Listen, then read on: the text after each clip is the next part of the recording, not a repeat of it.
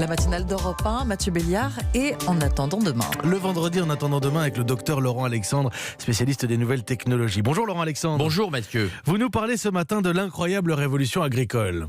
Oui, la révolution agricole est quelque chose d'absolument extraordinaire. À la fin des années 60, de nombreux experts occidentaux prédisaient l'imminence de famines absolument géantes.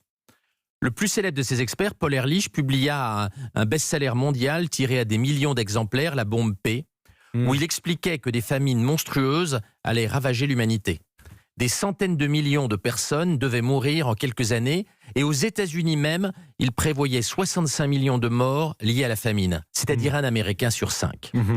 Pour éviter les famines, plusieurs experts américains proposaient même que l'on mette des produits contraceptifs dans l'eau du robinet à l'insu de la population. Ce n'est pas arrivé pourtant, Laurent. Eh bien non, c'est même tout le contraire.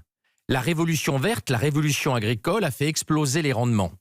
Les nouvelles technologies agricoles ont tout changé. La population a plus que doublé, on arrive à presque 8 milliards d'habitants maintenant, mais la production agricole a augmenté encore beaucoup plus vite.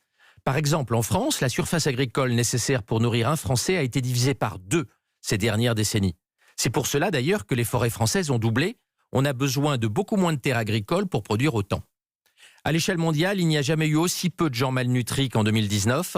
Les seules famines que l'on observe encore sont des famines politiques liées à la folie des dirigeants, comme la Corée du Nord en a connu. Et oui, les prophètes de malheur se sont bien trompés, heureusement. Mais la production agricole a tellement augmenté que l'obésité devient un fléau mondial. Chose inimaginable en 1968, il y a beaucoup plus d'obèses en Inde aujourd'hui que de gens malnutris. C'est vrai, Laurent Alexandre, oui, on n'est plus malade de trop manger.